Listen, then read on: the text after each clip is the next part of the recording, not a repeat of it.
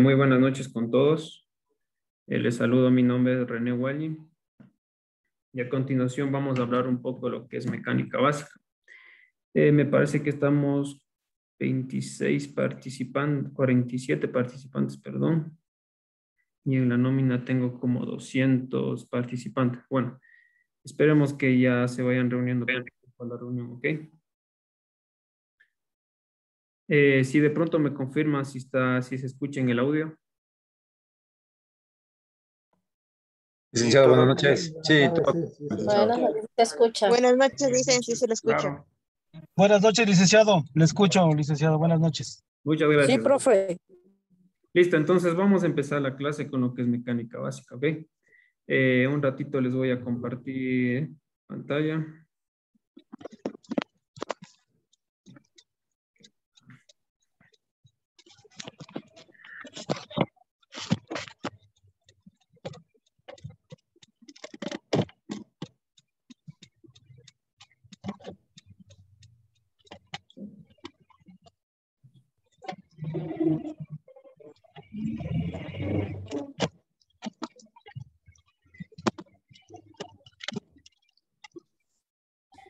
¿Me confirman si de pronto ya se está visualizando en pantalla? Ya se visualizó. Sí se le ve. Bueno, muy bien. En esta clase vamos a aprender lo que es mecánica básica, que vamos a empezar hablando con lo que es el automóvil. Vamos a hacer una definición principal de lo que es un vehículo. Se denomina vehículo automotor a un sistema complejo mecánico capaz de desplazarse entre sí mismo. Ya. Está compuesto por distintos sistemas de piezas que funcionan de forma coordinada y muy armónica. Ya. Todos los vehículos en general tienen la misma función, que es lo que hace es transportar pasajeros o transportar carga. ¿Por qué nunca has hecho eso? Se mueve todo así. Sí. Por favor, ¿puedo pedir que apaguen los audios? Se deja ahí. Sí. Ahí. Sí. Señor Franklin Grefa, por favor, si me ayuda apagando el audio. Gracias. Vamos a ver cómo funcionan todos los vehículos automotores. Primero se hace una clasificación según su funcionamiento. Se clasifican, por ejemplo, en vapores, por ejemplo, lo que son turbinas de vapor, lo que son motores de combustión interna que ya conocemos, que son mediante gasolina, mediante diésel, mediante gas, los híbridos, que son una combinación de un motor automotor y un motor eléctrico, y también lo tenemos los vehículos eléctricos. Bien. ¿Qué es un vehículo? Cualquier vehículo mecánico es autopropulsado y es diseñado para su uso en carretera. Ya, tenemos distintos tipos tenemos distintos tipos, perdón, no sé, tenemos distintos tipos de viajes de nuestros vehículos, en donde nomás se transportan.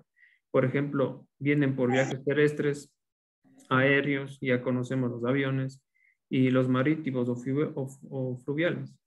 Ahora, según la construcción, tenemos lo que son vehículos livianos, que son los autos, los vehículos pesados o de carga, y lo que son maquinarias. Ya pueden ser agrícolas o industriales. Tenemos también lo que son para sus distintos tipos de uso, que son vehículos para transporte de pasajeros, transporte de cargas, transporte de pasajeros y cargas, en este caso puede ser una camioneta doble cabina. Son lo que son también para un uso militar, y también los automotores especiales, en este caso para bomberos, unidades de rescate, aseos y competencias. Bueno, según los distintos tipos de vehículos automotor, tenemos los autobuses que normalmente ya se los conoce. Tenemos también un vehículo automotor, también es una motocicleta, ya que es impulsado por un motor de combustión interna. Y también tenemos todo lo que son los camiones y los vehículos industriales. A continuación vamos a ver lo que son las partes de un automóvil. Los componentes principales de un automóvil son, esto tenemos que tener mucha consideración en esta mecánica básica, que está constituido por motor, caja de cambios, el diferencial en la parte trasera, la suspensión, tipos de suspensiones, la dirección, si es hidráulica o mecánica, los tipos de frenos, el equipamiento electrónico, el eléctrico, el tipo de transmisión y el embrague.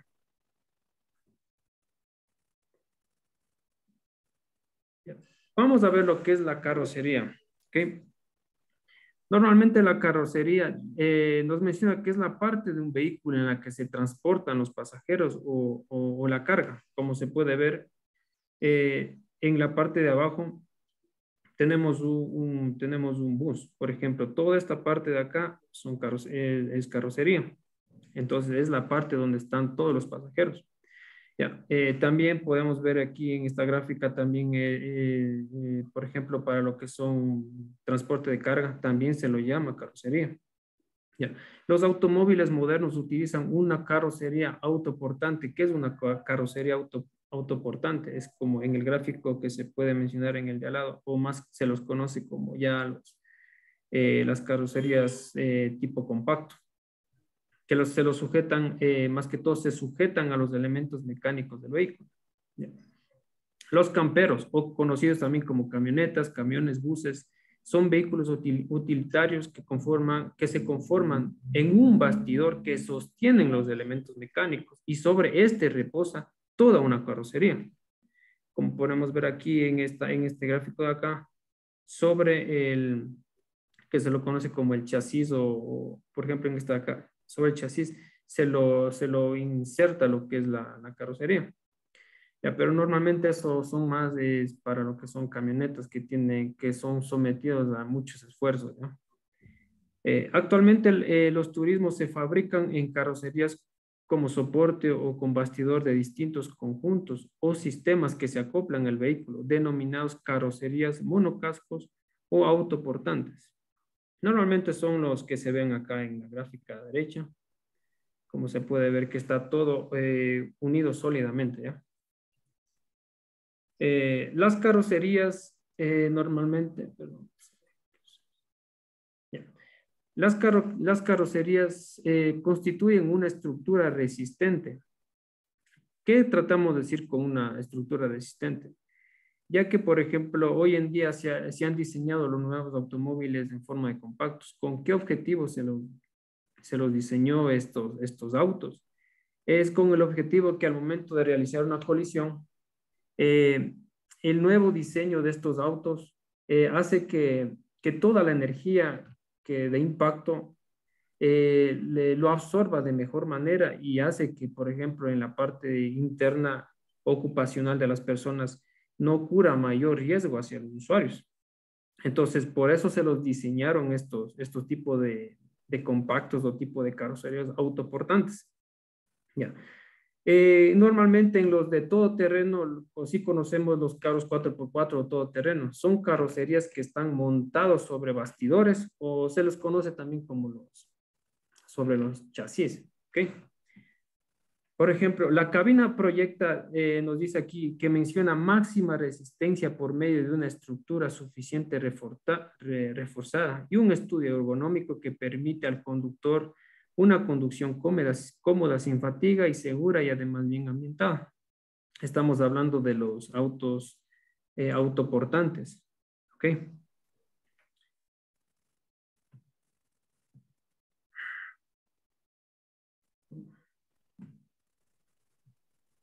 Bien.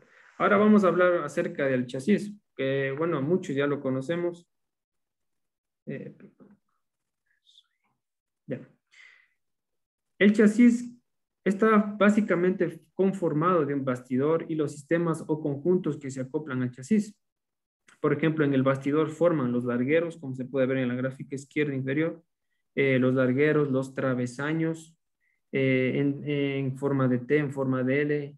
Entonces, ¿esto qué es lo que hace? Que más que todo el chasis viene lo que son más en camionetas o en automóviles de uso robusto, se puede decir, de uso mayor. ¿Con qué objetivo? Con el objetivo de soportar mejor a los esfuerzos que se somete, ya puede ser un terreno irregular, etcétera. Entonces, igual se puede ver en toda camioneta de carga pesada o liviana, por ejemplo, que ya son formadas prácticamente de lo que es un chasis, como se puede ver en el gráfico derecho. Pero los autos, a diferencia, se diseñaron porque son más pequeños. También se los diseñó, por ejemplo, los llamados compactos para que tenga un menor peso, adquiera mejor los choques al momento de impacto. Entonces, es una forma distinta de un chasis con un compacto.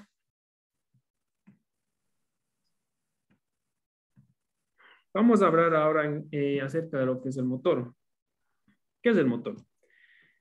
Es aquel que proporciona energía mecánica al momento para poder mover lo que es un automóvil. La mayoría de los automóviles utilizan motores de explosión de pistones.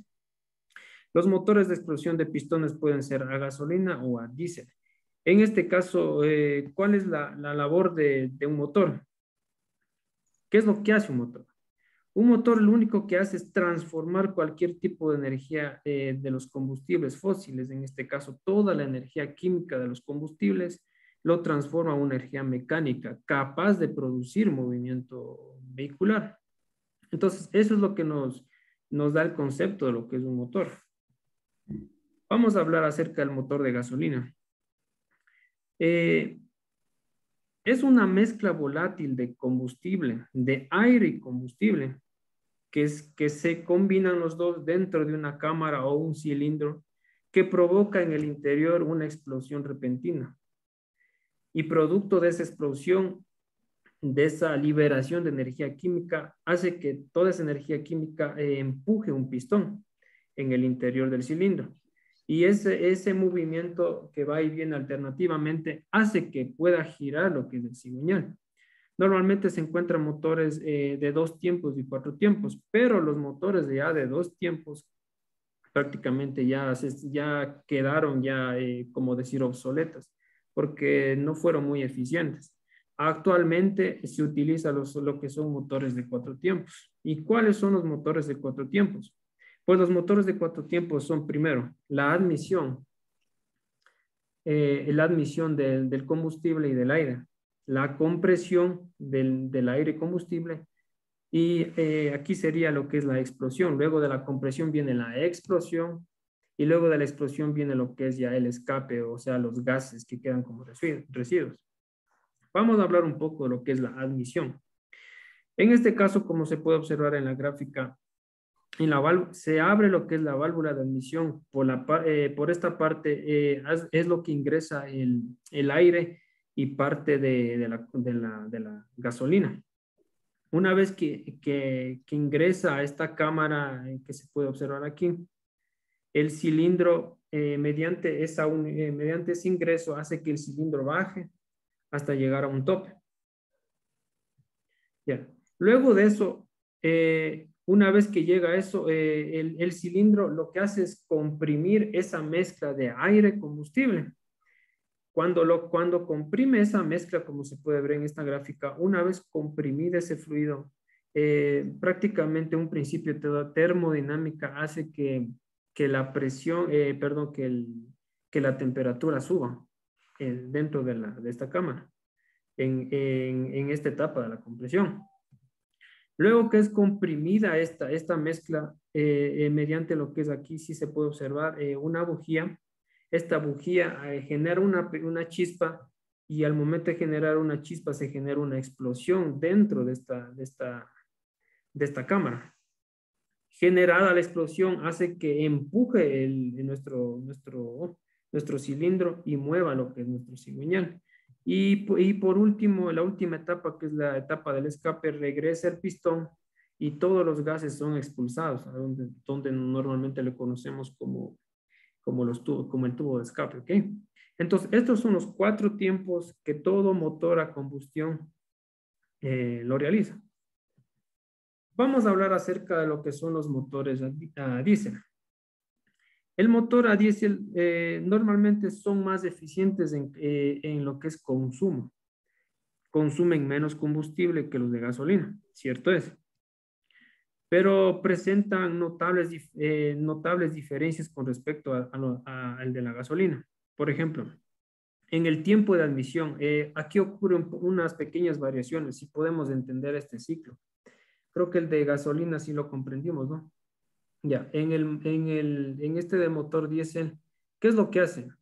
Primero, el motor, el momento de la admisión, primero lo que permite es el aire puro, que ingrese normalmente aire puro. Ya no ingresa gasolina ni aire. Lo que ingresa es solo un aire puro, aire limpio. Entonces ingresa ese aire y no sucede ninguna mezcla. Al momento de que se comprime ese aire, al momento de ser comprimido ese aire, ¿qué es lo que se genera? De igual forma, mediante el principio de la termodinámica, el aire se calienta en el interior de la cámara. Entonces, al momento de calentarse, llega a subir su temperatura, el aire normal, sube más o menos a unos 800 grados centígrados. Entonces, ese aire caliente es lo que toma una energía calorífica. Al momento que llega a esa temperatura cuando es comprimida, lo que hace es insertar lo que es el diésel de forma pulverizada, de forma fina, una pulverización tan fina, y al momento de ingresar este combustible, lo que hace es con la temperatura elevada del aire, se combustiona, o sea, se enciende lo que es la mezcla. Y al momento de encenderse, lo que hace es baja el pistón. Entonces es un poco diferente al sistema de gasolina. En este caso ya no usa lo que son bujías. Entonces es un sistema muy diferente ya. Pero ¿cuál es la diferencia del motor a diésel? Que tiene menos potencia que los de gasolina. Ya. Ahora vamos a hablar un poco acerca de lo que son la caja de cambios.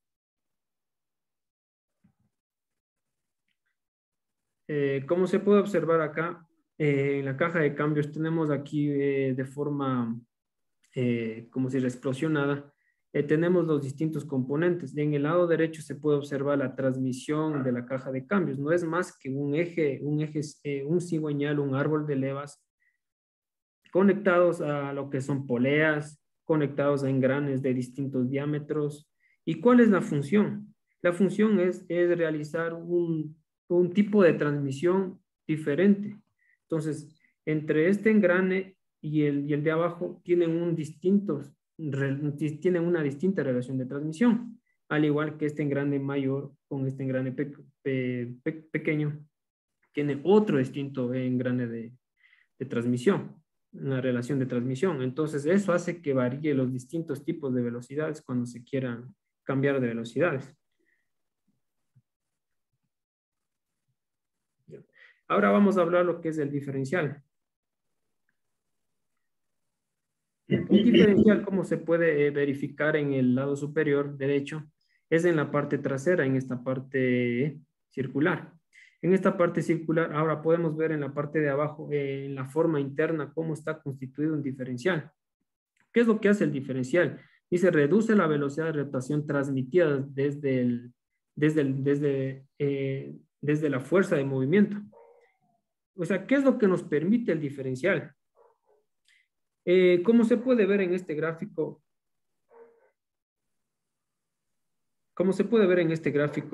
si las dos ruedas giraran a la misma velocidad, tuviésemos problemas en la tracción de las ruedas. Y eso hiciera que, por ejemplo, patinase el carro. Entonces puede haber problemas de circulación. Entonces, por eso se inventó el diferencial. ¿Qué es lo que hace el diferencial? Es que, por ejemplo, la rueda trasera izquierda gire diferente al a la rueda trasera derecha. Entonces hace que las velocidades sean diferentes para que tenga un mejor agarre. Todo esto más que todo en las curvas. ¿Ok? Vamos a hablar un poco acerca de lo que son las suspensiones. En todo automotor tenemos diferentes tipos de suspensiones, como son, por ejemplo, las ballestas, las horquillas,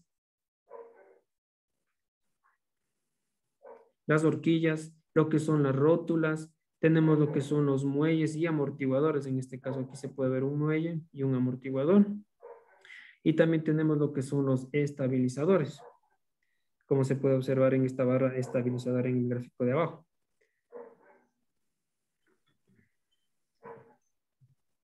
Ya. Ahora en la dirección. Como mencionaba, hay dos tipos de dirección, la dirección mecánica y la dirección hidráulica. Entonces, en la dirección, normalmente la mecánica ya está quedando en el pasado, ya que es muy duro al momento de girar un volante. Entonces, vamos a ver lo que es la dirección hidráulica. En este caso, ¿para qué sirve la dirección? No sirve más que todo para hacer una orientación de las dos ruedas, principalmente las ruedas directrices, las delanteras, para poder realizar giros hacia la izquierda o hacia la derecha. Prácticamente todo lo que es dirección hidráulica está constituido por lo que es la columna de dirección, lo que son las crucetas y prácticamente finalmente llegando a lo que es la cremallera. ¿Okay? En este caso vamos a hablar ahora de los frenos. Conocemos dos tipos de frenos, en este caso los frenos de tambor y los frenos de disco. Prácticamente los frenos de tambor tienen normalmente una tira convexa, como se puede ver aquí en este gráfico. Al momento de accionar un sistema hidráulico de frenos, lo que hace es expandir estas crucetas que normalmente es de un material de asbesto de alta fricción. ¿Qué es lo que hace? Expande esas tiras convexas. ¿Y qué es lo que hace? Que vaya deteniendo el disco de hierro que va unido a la rueda. Ahora, ¿cuáles son los discos de freno, como se los conoce, como se puede ver en este gráfico? Son nada más que discos que tienen unos puntos, como se puede observar, con unas pastillas que al momento de accionar presionan el disco de forma tan precisa con diferentes tipos de pistones y hacen que se vaya deteniendo las ruedas. ¿Con qué objetivo se diseñó estos frenos de discos que tienen, no sé si se puede observar, unos puntitos? Pues se los diseñó con el objetivo de que al momento de que con el constante uso el aire que viene desde la parte delantera ingrese por estos orificios y entonces empiece a enfriar todo lo que es el sistema de discos. Entonces esto ayuda a alargar el disco de freno y también ayuda a la seguridad del usuario. Un equipo eléctrico. Vamos a ver lo que es el equipo eléctrico. Y nos dice el equipo eléctrico de un motor comprende más que todo de una batería, un alternador, un motor de arranque, el sistema de luces, limpia parabrisas y un aire acondicionado. Ese es todo un sistema eléctrico. También lo que presenta un equipo eléctrico es la batería. ¿Qué es la batería? No es más que un acumulador de energía y mediante esta batería se puede activar todo lo que son la batería, el alternador, todo lo que es de parte de forma eléctrica. ¿Okay? Acerca de los embragues. Un momentito. El embrague. ¿Qué es lo que hace el embrague? Dice, el embrague se encuentra entre el motor y la caja de cambios. Su función consiste en acoplar y desacoplar estos dos elementos, el motor y la caja de cambios. Cada vez que cambiamos la marcha, movemos diferentes tipos de coronas, piñones, para conseguir distintos desarrollos o distintas velocidades. Pero, ¿cuál es el problema? Que necesitamos un mecanismo que conecte y desconecte las marchas para poder cambiar de una marcha a la siguiente marcha. Entonces, ¿esto cuál nos ayuda? Es el disco de embrague. ¿Okay? No es más que un disco, como se puede observar aquí, como un disco de fricción de alta fricción que permite el acople y el desacople del motor y de la caja de cambio. Tenemos lo que es el sistema de transmisión. El sistema, ¿qué es lo que hace? Es normalmente trasladar el movimiento de un motor de las ruedas. Por ejemplo, tiene algunas funciones, como es la de modificar la relación entre el motor y las ruedas, liberar el giro del motor del sistema de transmisión, hacer que las ruedas puedan girar a distintas velocidades, más que todo en lo que son curvas o giros, y hablamos de lo que es el diferencial. Entonces, todo eso se lo conoce como un sistema de transmisión.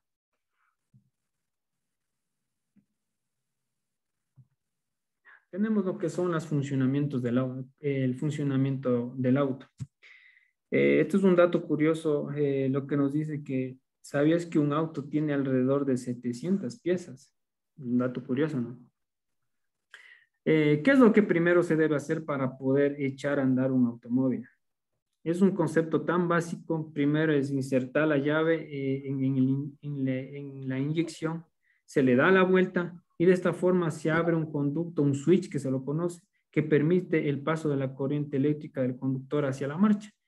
Y de esta forma hace que el acumulador mediante la electricidad del acumulador, reciba energía hacia el alternador y hacia el motor de arranque, y el motor de arranque hace que se encienda el auto. ¿Okay? Mueva lo que son las partes internas de un motor. ¿Qué es un acumulador? Como lo conocemos, es una batería.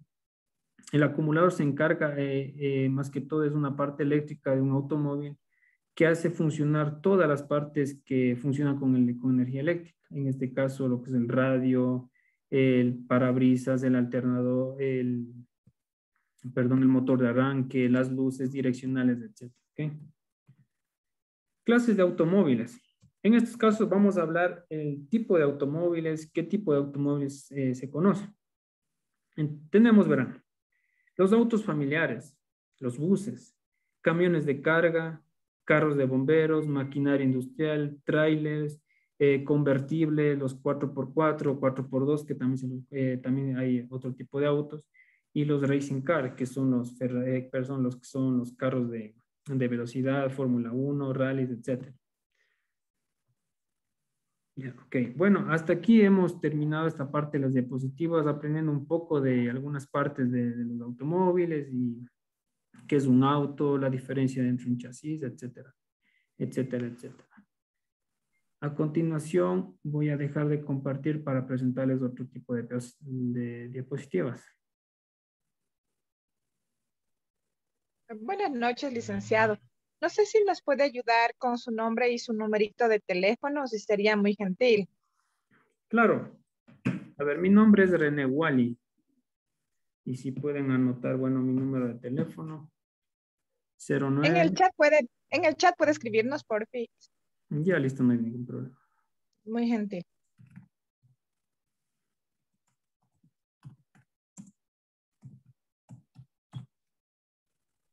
Tengo una pregunta con respecto a lo que nos dio licenciado. ¿Me puede ayudar? Sí, dígame nomás. Ya. Estábamos hablando del tema de algunas piezas de los autos en el tema de lo que era a diésel y a gasolina extra o super. ¿Los motores son iguales o en motor a diésel es diferente al motor de gasolina? Verá, prácticamente en lo que es funcionamiento es muy diferente. Y también lo que es en la parte por ejemplo, de combustión también es muy diferente. Ya, por ejemplo, para ser un poco más explícito sería, en el motor de gasolina existe una combinación de lo que es aire-combustible, una mezcla controlada de aire-combustible. Al momento de entrar en la cámara de combustión, eso mediante una bujía o un generador de chispa genera una explosión en la cámara interna y eso hace que se mueva un pistón, teniendo más potencia un motor. Ya. Ahora, ¿cuál es la diferencia de un motor a diésel? Un motor a diésel no tiene ese principio.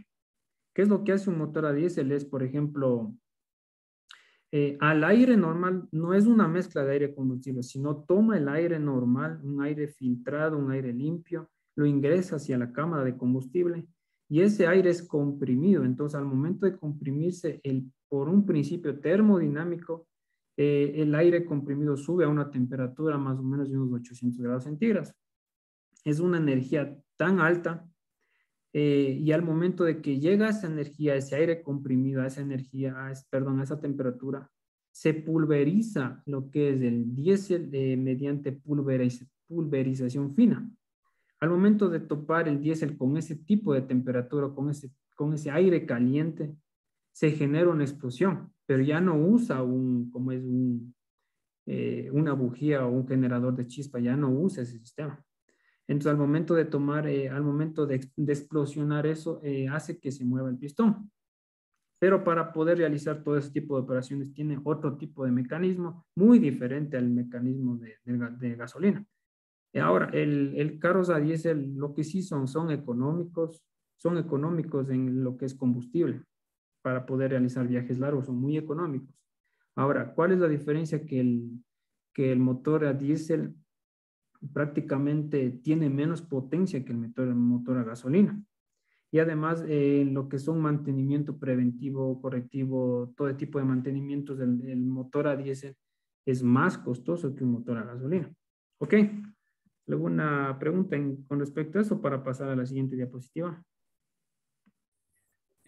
Por esa razón es que se le hace calentar antes de entrar en funcionamiento. Sí, por esa razón es que a veces tienen que primero calentarlo un poco para que pueda entrar en mayor funcionamiento. Porque si no es como que se empieza a ahogar un poco el carro si arrancamos de nuevo. Licenciado, buenas noches. Igualmente, al momento de Ok, gracias. proceder a pagarlo, igualmente, ¿qué es del mito o es la realidad que tenemos que esperar que el motor se enfríe, o no sé, en los carros a diésel para poder procederlos a pagar? Verá, eso prácticamente no es un mito.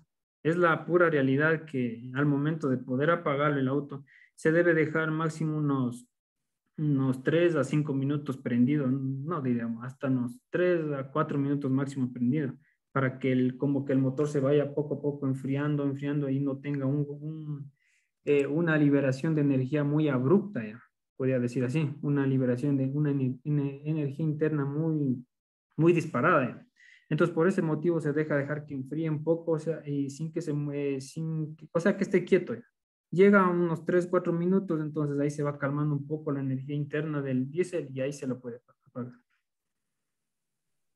¿Esto es solo por los carros a diésel o por los que tienen turbo? Más que todo son para todos los carros a diésel. El turbo tiene otro sistema como para decirle, de energía que se le inyecta ya a los turbos. Entonces, los turbo ayudan que el motor a diésel sea más eficiente. Entonces, eso es lo que nos ayuda el turbo. Más rápido. O sea, Ok, sea más eficiente en lo que es la combustión interna ya. Porque, como se sabe, la energía química de la gasolina es más potente que la energía química del diésel. Entonces, si no tuviésemos el sistema turbo, entonces haría que la explosión que se genera en un motor diésel sea menor que uno de gasolina e incluso el rendimiento bajaría casi totalmente. Por eso es que a estos autos diésel se los ha incrementado y se los diseñó con lo que es el sistema turbo, que permite una mejor eficiencia de los autos. Profe, El turbo buenas noches. diésel, Mi el nombre es turbo diésel. Paola Álvarez. Quería hacerle una consulta respecto a lo que es turbo. No sé si sea cierto, yo he escuchado que dicen que hay que dejarle calentar el motor en la mañana. Igualmente, cuando lo vaya a apagar, hay que esperar digamos, unos 5 a 10 minutos antes de apagar completamente el vehículo porque se daña el turbo o es falso.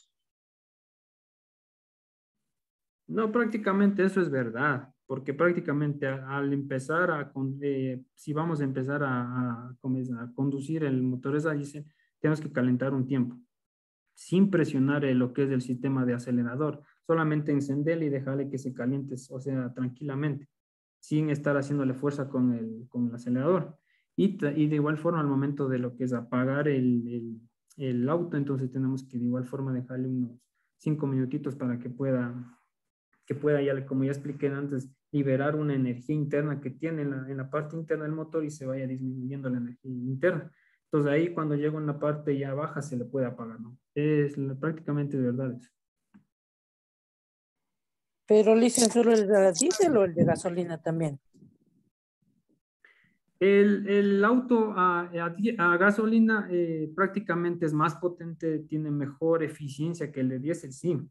Pero al inicio sí se lo debe prender, o sea, se lo debe prender y dejarlo unos 3 a 4 minutos que caliente el motor. ¿Con qué objetivo? Que la parte de los componentes internos, más que todo el aceite que está insertado dentro del motor, tiene un tipo de grado, un tipo de viscosidad. O sea, al momento de estar en frío el motor, ¿qué es lo que hace el de gasolina? Se le hace más duro tras moverse las piezas, entonces no trabaja de forma eficiente. Entonces tenemos que dejar unos 5 minutitos que caliente el de gasolina para que las partes internas mecánicas se vayan moviendo en la parte interna y pueda desarrollar de mejor manera. Al momento de apagar un motor de gasolina no es necesario dejar que se enfríe, nada, si se le coge y se le apaga no tiene ningún problema. Dicen, buenas noches, una consulta, disculpe. Respecto a los automóviles a gasolina, me comentaron que cuando es, por ejemplo, camionetas, hay que hacer las revoluciones a 2500 cambio de marcha, pero cuando son automóviles pequeños, se tiene que hacer a revoluciones 3500. ¿Cuál es la diferencia y por qué? A ver, discúlpese, no le escuché muy bien, como se me fue la señal un poco. Ya, le comentaba, estimado doctor, cuando es, por ejemplo, automóviles a gasolina, hay algunos que dicen que tiene que ser la revolución a 3500, pero cuando es camionetas de diésel a 2500. ¿Por qué motivo? El cambio de marchas. Verá, más que todo es por el sistema de que si al motor de diésel se le esfuerza mucho al momento de presionar el acelerador, no sé, a ver cómo puedo comparar esto. No sé si ustedes han prendido lo que es la gasolina con fósforo. Ya, al momento de prender la gasolina con fósforo tiene una energía muy fuerte. Entonces, enseguida se prende. Pero el diésel, al momento que ustedes le encienden con el fósforo, el diésel demora un poco más en reaccionar. Entonces, por ese motivo es que a veces cuando nosotros forzamos al motor, por ejemplo, el motor a diésel a presionar más, entonces empieza a ahogarse en la parte interna del combustible, como que no le da tiempo para poder realizar bien sus cambios. Entonces, esa es la diferencia con el de gasolina. El de gasolina, usted prácticamente acelera y se va combustionando, pero así en segundos, en microsegundos se va combustionando tan fácilmente. Esa es la diferencia. Una última consulta, dicen, disculpe, o sea, eso quiere decir, mientras el motor más grande, menor es la revolución que se tiene que hacer la caja de cambios. Claro, sí, ya que el motor, por ejemplo, un motor más grande tiene, más que todo, tiene unos cilindros más grandes y tiene una cámara incluso de explosión más grande. Entonces, ahí se demora un poco más igual en combustionar. Por eso es que en los automotores por ejemplo, con los Caterpillar, en esos, por ejemplo, se los debes revolucionar suavemente nomás, cualquier tipo porque podemos forzar mucho lo que es el motor. Pero dicen, esa es la maquinaria grande. Esa de por sí no revoluciona tan rápido por el mismo hecho de que es maquinaria más lenta. Claro, o sea, me preguntaba que si en los motores de mayor tamaño. Claro, por ejemplo, en un camión a diésel también igual, por ejemplo, un camión de 4 ruedas. Y de igual forma, es el mismo principio, no se lo debe revolucionar mucho a los motores a diésel. Si no se recalienta, dicen también. Prácticamente por ahí. A ver, no se le escucha muy bien.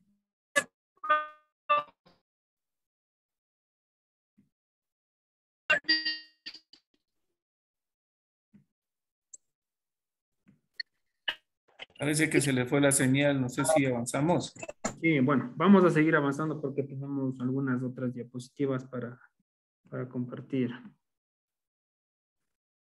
A ver.